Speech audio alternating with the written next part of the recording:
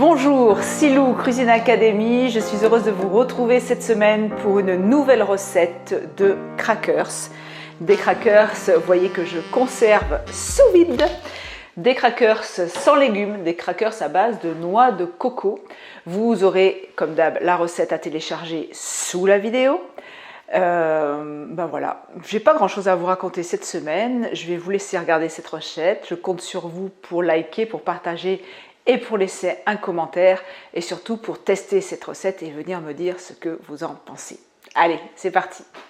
Pour cette recette, on a donc besoin de 2 tasses de noix de coco râpées à laquelle je rajoute des épices. Alors là, j'ai mis du piment d'Espelette, du cumin, je vais mettre du paprika, des épices de Noël et ensuite, vous me verrez mettre les liquides. C'est vraiment... voilà, c'est une recette ultra simple. Les épices, bien sûr que si vous n'avez pas ces épices-là, vous pouvez les remplacer par d'autres. Ce que vous avez dans votre placard, ce qui vous fait plaisir, le parfum que vous avez envie de retrouver après dans votre crackers. Au niveau du sel, j'ai mis ici, vous me voyez mettre une cuillère à café. J'ai trouvé que c'était un petit peu trop salé. Donc moi, je mettrai à peine 3/4 de cuillère à café pour saler cette préparation.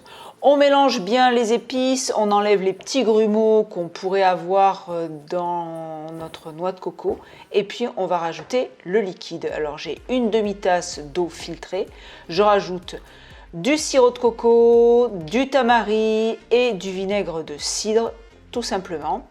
Et voilà, on va mélanger tout ça jusqu'à obtenir une pâte. Et puis cette pâte, eh bien, on va l'étaler sur notre feuilleté flex. Alors, cette recette de crackers, j'avais imaginé faire déshydrater mes crackers pendant 10 heures. Et en fait, ça a été relativement rapide puisque, en fait, il n'y a pas beaucoup d'humidité dans cette recette puisque la noix de coco est sèche. Elle va pomper toute l'humidité des ingrédients qu'on aura mélangés dedans et ça se déshydrate très très rapidement. Et en 8 heures à peine, j'ai eu mes crackers de fée et d'hyper croustillants. Alors, vous me voyez donc j'ai bien mélangé tout ça, il faut un petit moment, il faut quoi 2-3 minutes de malaxage pour que ça arrive à faire une pâte, vous voyez, qui se tient un peu comme ça. Et avec cette quantité donc avec ces 2 tasses de noix de coco râpée et les ingrédients que j'ai mis dedans, vous avez exactement la quantité pour étaler un plateau de déshydrateur. Alors quand je vous dis un plateau, c'est le plateau du déshydrateur Zen et Pur, tout inox. Vous allez voir qu'il me reste un petit peu de place sur les côtés parce que les plaques de ce déshydrateur sont très grandes. Mais si vous avez un Sedona, ça fait pile poil une grille de déshydrateur. Alors, pour étaler cette pâte, vous voyez qu'elle a tendance, vous voyez les petits morceaux que ça fait là, parce que ça a tendance un peu à se séparer. Donc, il faut y aller progressivement.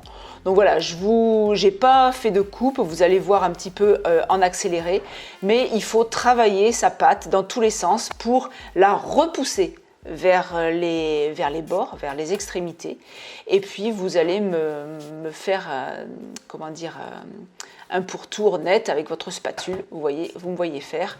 Voilà, ça se travaille, vous prenez votre temps tranquillement et surtout, c'est toujours pareil pour les déshydratations, essayez de me faire la même épaisseur partout.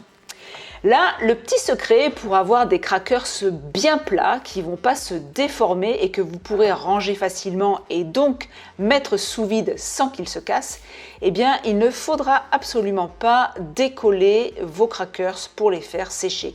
Il faudra tout laisser sur la feuilletée flex et on enlève la feuilletée flex qu'une fois que la déshydratation est totalement terminée. Donc, pour ça, eh bien, vous me voyez là préparer des petits triangles. Je fais ça avec un coupe-bâton. Je prédécoupe comme ça quand ça va se déshydrater. Après, quand ce sera prêt, ça va se casser tout seul. J'enfourne donc dans mon déshydrateur. Toujours la même méthode chez Cuisine Academy. 1 heure à 60 degrés et après, on bascule à 45 degrés.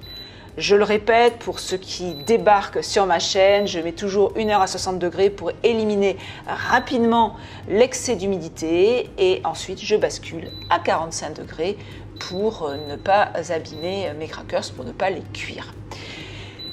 Voilà, donc vous voyez, là j'avais mis 10 heures, donc on est à la deuxième, on est passé à 45 degrés, mais en fait je vais m'apercevoir que ça a déshydraté beaucoup plus vite. Bon là, à mi-parcours, je suis venue jeter un petit coup d'œil, je regarde, je sens que c'est pas encore sec, donc ça on le sent vraiment bien, hein. Quand on touche, d'abord ça n'a pas la même couleur, c'est toujours un petit peu plus foncé quand la déshydratation n'est pas terminée.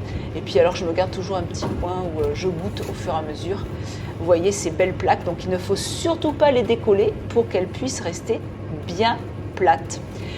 Et voilà, donc notre déshydratation a passé maintenant donc 8 heures. Et là, ça y est, ça commence à croustiller. Je sens que ça va être bon. Je vais pouvoir sortir ma plaque du four et vous allez voir donc que tous mes petits triangles vont pouvoir se découper super facilement puisque je les ai prédécoupés avant. Vous voyez, j'ai arrêté 2h17 avant les 10h, donc ça a séché 7h30. Là, je vais découper tous mes petits triangles. Surtout, vous laissez refroidir vos crackers avant de les enfermer. Moi, je vais les mettre sous vide une fois qu'ils seront froids. Sachez que la noix de coco a tendance à très vite se charger de l'humidité de l'air ambiant. Donc, ce sont des crackers qu'il va falloir mettre dans un bocal hermétique parce que sinon, ils vont devenir tout mous. Mais dans un bocal hermétique, ça ne bouge pas. Ces crackers sont absolument délicieux. J'ai adoré ce contraste sucré-salé et voilà, et je me régale tous les midis dans mes salades. Je m'en prends 2 ou 3 et voilà, et ça fait mon bonheur de la journée. La conservation de ces crackers, eh bien écoutez, je vous conseille de les garder pas plus d'1 mois parce que souvent la noix de coco parfois rancit un petit peu. Donc voilà, maintenant je vais faire l'expérience, j'en ai mis sous vide et je vais les ouvrir dans 1 mois. Ceux-là par contre je pense qu'ils n'auront pas bougé. Mais si vous n'avez pas de machine à mettre sous vide, ne les gardez pas plus d'1 mois dans un bocal. Voilà, j'espère que cette nouvelle recette vous apportera autant de plaisir qu'à moi. Je l'ai trouvée super simple à réaliser et puis surtout elle est d'un croustillant, je me suis régalée. Pour celles et ceux qui possèdent un compte formation, je vous rappelle que les formations Cuisine Academy sont accessibles via mon compte formation, donc finançable à 100% potentiellement. Si vous avez le montant disponible sur votre compte formation, eh bien, les formations ProPousse ou ProLine peuvent être financées dans leur totalité par mon compte formation. Vous avez le lien sous la vidéo. Si vous rencontrez des problèmes pour finaliser votre dossier, n'hésitez pas à nous contacter. Nous savons que vous êtes nombreux et nombreuses à avoir des problèmes en ce moment pour arriver à valider vos dossiers. Donc nous nous tenons à votre disposition pour vous aider en ce sens. Allez, je vous souhaite une excellente semaine. Je vous dis à la semaine prochaine. Et en attendant, eh bien, régalez-vous en cuisinant. Ciao, ciao!